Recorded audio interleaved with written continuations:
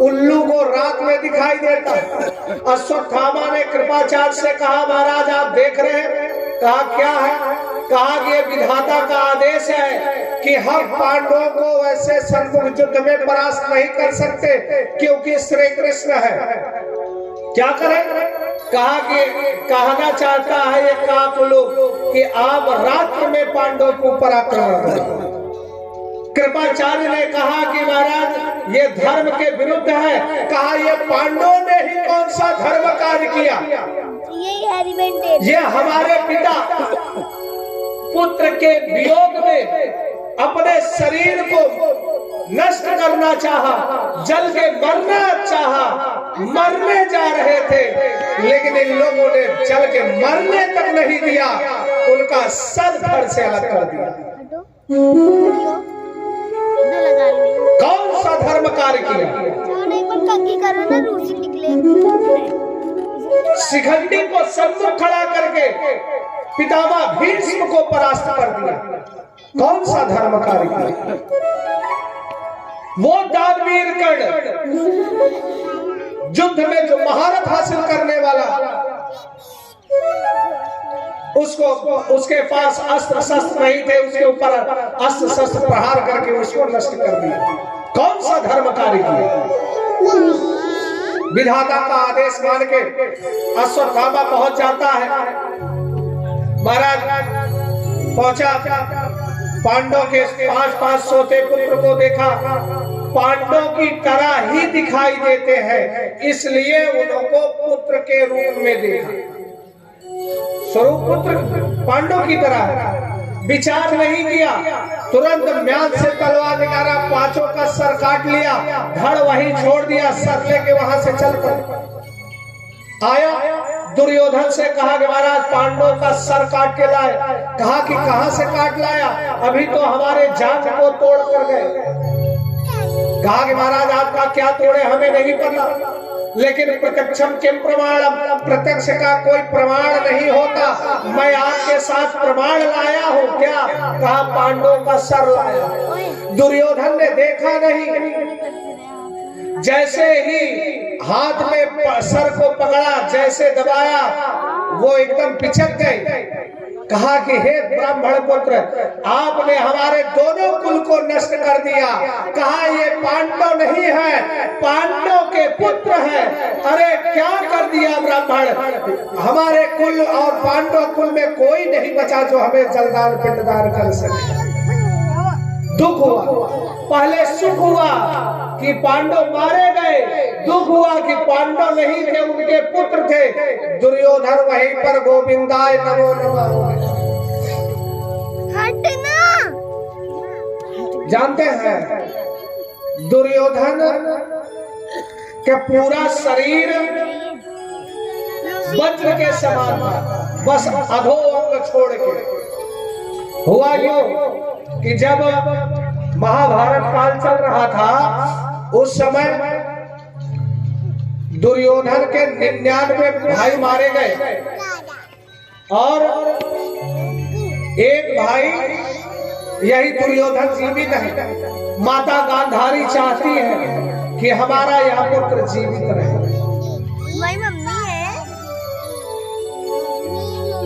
वो माता गांधारी कहती है कि संसार में अगर अभागी माताओं की गिनती होगी तो सर्वप्रथम कठोर हृदय माता की तो हमारी होगी। क्यों? जब पितामह भीष्म ने माता गांधारी का विवाह धृतराष्ट्र के साथ, जनवांध के साथ कर दिया, देखा कि हमारा पति संसार को नहीं देखता, माता गांधारी ने कहा कि हमारा पति संसार को नहीं देखता तो मैं भी इस संसार को नहीं देखूंगी। आग में पट्टी लगा दी। दुर्योधन को बुला के कहते हैं पुत्र, जब अभागी माताओं की गिनती होगी तो हमारी पहले होगी। मेरे 100 पुत्र उत्पन्न पैदा हुए, पट्टी हटा के उन पुत्रों का मैंने मुख नहीं दर्शन किया। उन 100 पुत्रों का विवाह हो गया। इस पट्टी को हटा के अपने बहुओं को हमने नहीं देखा। और कहा कि जब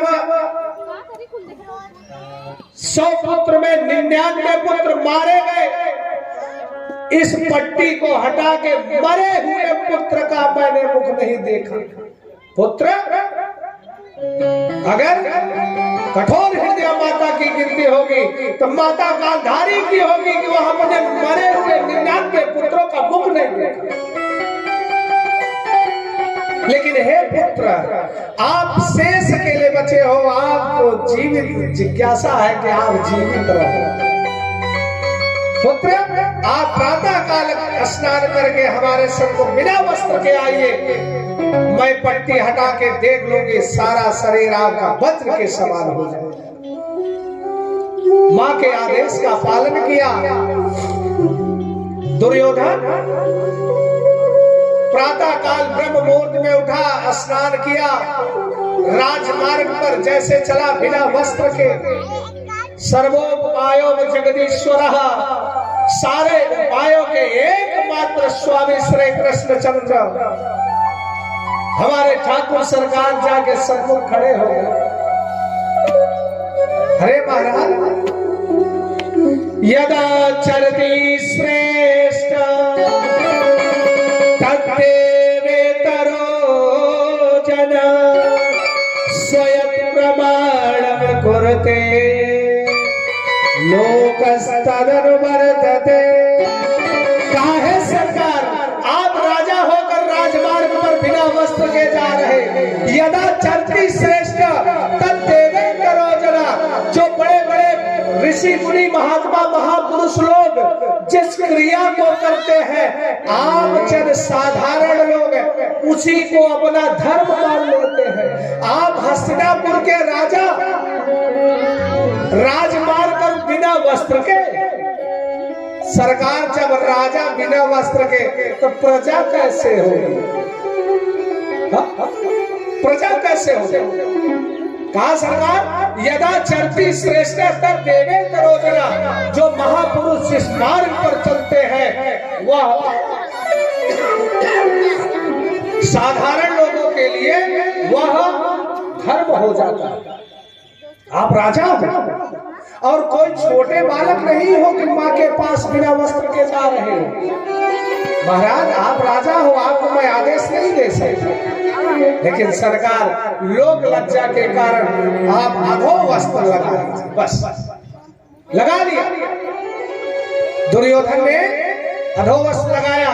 जब माँ के पास पहुंचा, माता गांधारी ने अपने पट्टी को खोला, अपने नेत्र खोल के देखा, पूरा शरीर वज्र के समान हुआ, लेकिन जहां पर वस्त्र लगा था वहां पे वज्र के समान नहीं हुआ। आजकल के लोग कहेंगे ये इसमें अतिशयोक्ति है, बढ़ा चढ़ा के कहा गया। महाराज, ये ध्यान रखिएगा, ज्यादा समय नहीं लेंगे, बहुत चल रहा है, बस इतना सा जान लीजिए। जैसे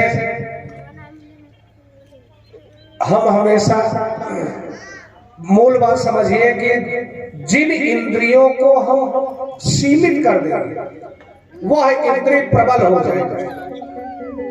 योग करते हैं, श्वास तो अपने आप आती जाती है, लेकिन थोड़ी देर रोकते हैं, प्राणायाम करते हैं, अंदर से एक नई ऊर्जा का प्रादुर्भाव हो जाता है। ठीक उसी प्रकार से माता गांधारी ने अपने नेत्रेंद्रिय को रोक रखा है, इसलिए उसमें एक नया तेज प्रकाशित है, जिसके दृष्टि से वह धर्म दुर्योधन वज्र के समान हो गए। अतिशयोक्ति नहीं।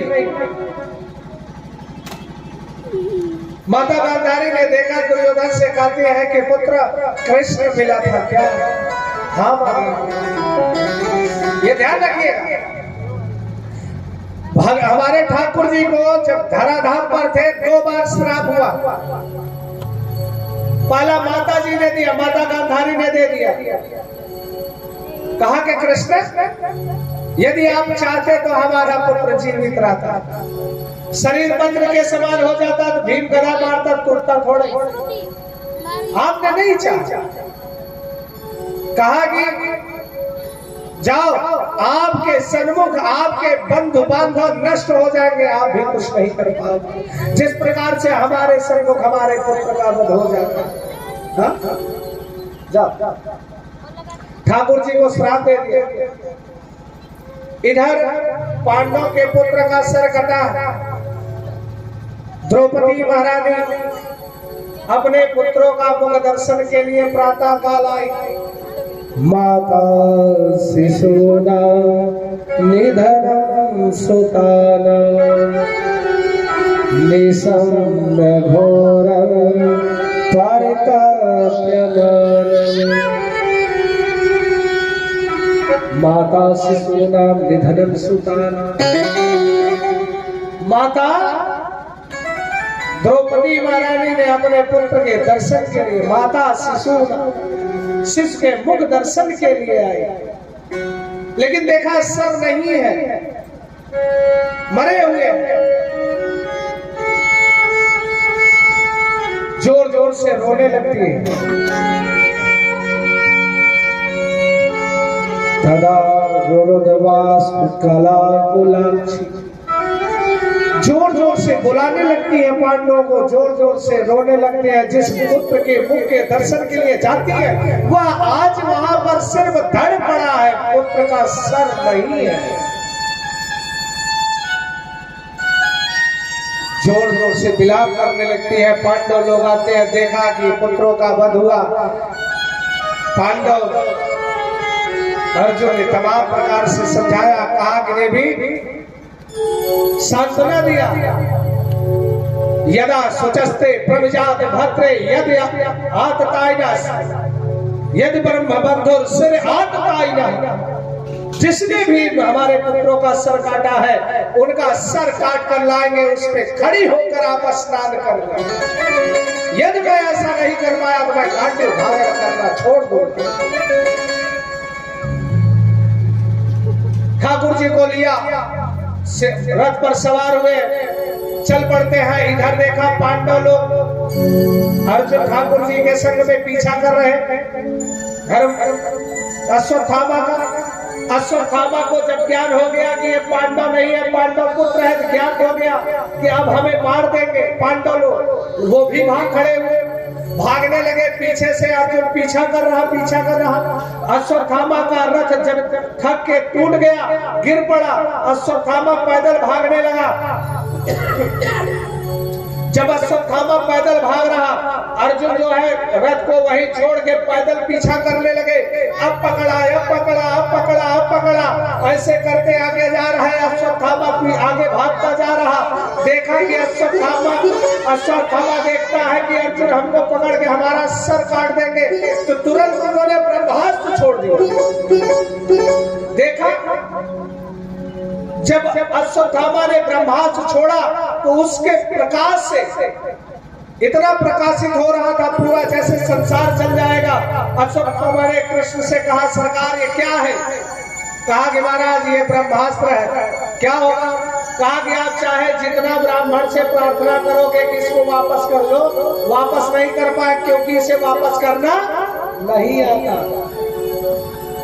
तो कहा कि आप इसको स्वयं अपने ब्रह्मास्त्र को छोड़ के दोनों वापस करो। ऐसा ही किया और अश्वत्थामा भागता जा रहा। अश्वत्थामा को पकड़ा, जैसे ही पकड़ा भगवान ने कहा मारे इसका सर धड़ से अलग हो जाए। कहा नहीं सरकार, अब इसका निर्णय धर्मराज युधिष्ठिर करेंगे। रथ में पश के समान बांध दिया और हमारे ठाकुर सरकार को आदेशित किया, महाराज ले चलिए धर्मराज युधिष्ठिर के पास। लेके आए, कहा कि रथ में बंधा हुआ है अश्वत्थामा। बंधा अश्वत्थामा को देखा, भीम ने देखा। भीम कहते हैं कि आतताई है, इसका सर धड़ से अलग कर देना चाहिए। वो द्रौपदी महारानी जिनके सोते हुए 5 पुत्र का वध कर दिया है, कहा ना छोड़ दीजिए, कहा कि महाराज इधर भीम निकलता है गदे से प्रहार करने के लिए अश्वत्थामा के सर पर, इधर द्रौपदी महारानी पहुंचती है अश्वत्थामा की रक्षा के लिए, और वो भी जिनके शरीर में 10 हाथी की ताकत है, उसी ताकत को बल लगा के मारा, जैसे गदा मारना चाहा, उसी समय द्रौपदी महारानी अपने बाएं हाथ से रोक लिया, अश्वत्थामा को कहा छोड़ दो, छोड़ दो। कहा कि मुच्यताम मुच्यताम, कहा कि ये ब्रह्म बंधुर है, आप इसको छोड़ दीजिए। कहा कि महाराज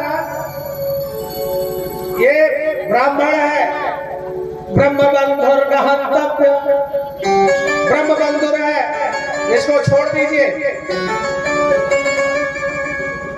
कहा ब्राह्मण को मारना नहीं चाहिए।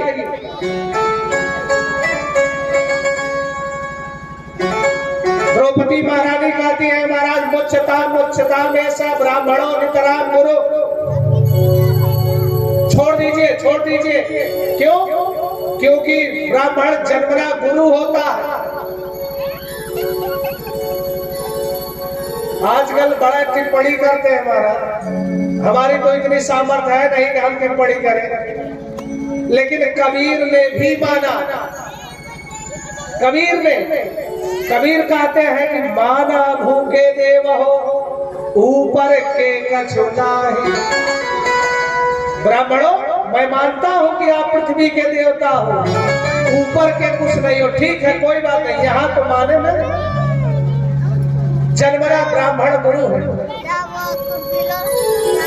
कहा है महाराज, आप ही नहीं कौरव लोग भी, इनके पिता से आपने दीक्षा ग्रहण किया है, शिक्षा लिया है, आप इनको छोड़ दीजिए। जब कहा कि महाराज इनके पिता से लिया है ना, इनसे तो नहीं लिया। कहा कि द्रौपदी महारानी कहती है सा ऐसा भगवान द्रोण प्रजारूपेण वर्तते। हे महाराज, ये भगवान द्रोणाचार्य ही है, पुत्र के रूप में है। सा ऐसा भगवान द्रोण प्रजारूपेण वर्तते, प्रजा पुत्र के रूप में है, आप छोड़ दीजिए। वो माता जिनके 5 सोते हुए पुत्र का दुर्योधन ने वध कर दिया था, आज उसी दुर्योधन को छुड़ाने के लिए द्रौपदी महारानी कहते हैं मुच्यताम मुच्यताम ब्राह्मणों नितराम, छोड़ दीजिए, छोड़ दीजिए, छोड़ दीजिए। करुणा से युक्त, दया से युक्त, ममता से युक्त माता कुंती द्रौपदी महारानी, माँ शब्द बहुत छोटा है लेकिन इसका विस्तार लेती लेती इसका गुणानुवाद गाना बहुत मुश्किल है। भवताप प्रलय सिंह आनंद घन मूर्तये ज्ञान भक्ति प्रदायिने मातस्तुभ्यं नमो नमः। हमारे ठाकुर जी ने कहा वाह कृष्णा कृष्णा कृष्णा, साधु कृष्णा साधु कृष्णा साधु कृष्णा। ठाकुर जी को द्रौपदी महारानी सखा भाव है, इसलिए नहीं बनाया। परीक्षा पढ़ाई के बाद होती है,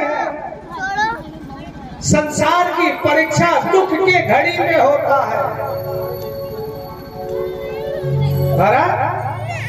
कहा साधु कृष्णा साधु कृष्णा, क्यों? कि 5 सोते हुए पुत्रों का जिसने वध किया उसको कहते छोड़ दीजिए, छोड़ दीजिए, छोड़ दीजिए।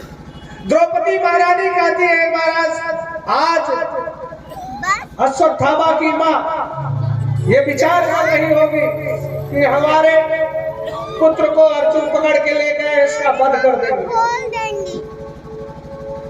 महाराज हमारे तो आप लोग हो, हमारे पति हैं, पुत्र गए ना, लेकिन इनकी माँ जो इनके पिता भी नहीं है, महाराज जो जिस कक्षा में जाता है उसी कक्षा का हाल जाता है। छोड़ दीजिए। माँ दया की मूर्ति है, माँ करुणा की मूर्ति है, माँ स्नेह की मूर्ति है, माँ ममता की मूर्ति है। भवताप प्रणाश सिंधे आनंद घन मूर्ते ज्ञान भक्ति प्रदायिने मातस्तुभ्यं नमो। ये सारे गुण माँ प्रदान करती है अपने पुत्र को। ऐसी माँ को प्रणाम करते हैं। माँ सिर्फ जिसको अपने गर्भ से जन्म दिया उसी की माँ नहीं है।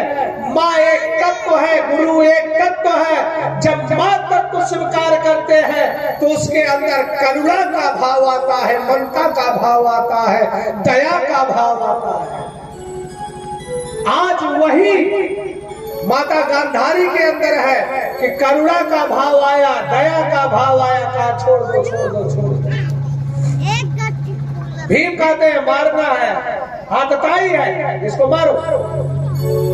द्रौपदी महारानी कहती छोड़। अच्छा क्या होगा, क्या करे? ठाकुर जी के पास गया। ठाकुर जी ने कहा कि महाराज ब्रह्म बंधुर न हन्तव्य आतताई बधान। हे महाराज ब्रह्म बंधु है, छोड़ दीजिए। आतताई है, इसका सर काट लीजिए। इस सांकेतिक भाव में कहा कि महाराज जैसे शरीर से वध नहीं किया, कहा कि आप इनको दंड दे दीजिए बस। क्या किया?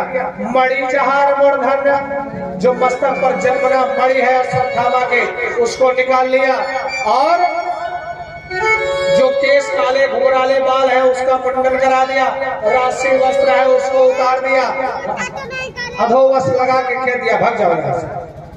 अश्वत्थामा चले। ठाकुर जी जाना चाहते, राज्य प्राप्त हो गया, धर्मराज युधिष्ठिर। ठाकुर जी द्वारका जाना चाहते, माता कुंती से कहते हैं महाराज मैं जाना चाहता, भैया हे बुआ जी मैं जाना चाहता। उसी समय अश्वत्थामा ने उत्तरा के गर्भ में जो पांडवों की पुत्र की बहू है, पुत्र बधू, वो गर्भवती थी इसलिए सती नहीं हुई थी पति के साथ, उनके गर्भ में ब्रह्मास्त्र छोड़ दिया। कृष्ण कृष्ण महाबाहो भक्तानां भयंकर। वो उत्तरा दौड़ती हुई आई और भगवान से कहती है कृष्णचंद्र हे सरकार हमारे ऊपर कृपा करिए। पाहि पाहि महायोगिन देव देव जगतपते। हे जगत के पति, हे जगत के परमात्मा हमारे ऊपर कृपा करिए, आप हमारे ऊपर कृपा करिए। सरकार ऐसे लगता है कि हमारा गर्भ माँ में गर्भोत्पादता, मेरा गर्भ स्राव हो जाएगा। सरकार हमारे गर्भ की रक्षा करिए। मैं अपनी रक्षा के लिए नहीं आई, इस गर्भ की रक्षा के लिए आई। महाराज इसकी रक्षा करिए। जब इस प्रकार से प्रार्थना किया, भगवान ने देखा कि अश्वत्थामा का कृत्य है, अंगुष्ठ मात्र रूपम, अंगूठे के पोर के समान स्वरूप बनाया, उत्तरा के गर्भ में जाके निवास स्थान बना लिया, उल्का की भांति बना घुमाते हुए चारों तरफ से उस गर्भ की रक्षा की। अच्छा इधर कुंती महारानी से कहा महाराज बुआ जी मैं जाना चाहता। कुंती महारानी ब्रह्म ज्ञानी है, कृष्ण के सारे लीला को जानती है। जो कहा कि कृष्ण आप जाना चाहते हो, हाँ, कहा कि हमें एक वरदान दे दो। कहा कि कौन सा वरदान चाहिए? कहा कि विपदः संतुनः शाश्वत तत्र तत्र जगद गुरु। हे जगत गुरु श्री कृष्णचंद्र, हे पुत्र यदि जाना चाहते हो एक वरदान दे के जाइए। क्या? कहा कि हमें विपद दीजिए। कौन सा? कितने समय के लिए विपद? विपदः सन्मनः शाश्वत। शाश्वत जन्म हो विपत्ति में हो और मृत्यु हो तब भी विपत्ति में हो। जन्म से लेकर मृत्यु तक विपत्ति दीजिए। संसार में आज तक कोई ऐसा नहीं हुआ जिसने विपत्ति मांगा। एक ने विपत्ति मांगा भगवत प्राप्ति के लिए नहीं, किसके लिए? संसार के लोगों को जानने के लिए। कौन? रही मन विपदा हो भली जो थोड़े दिन हो, हित अनहित या जगत में जान परत सबको।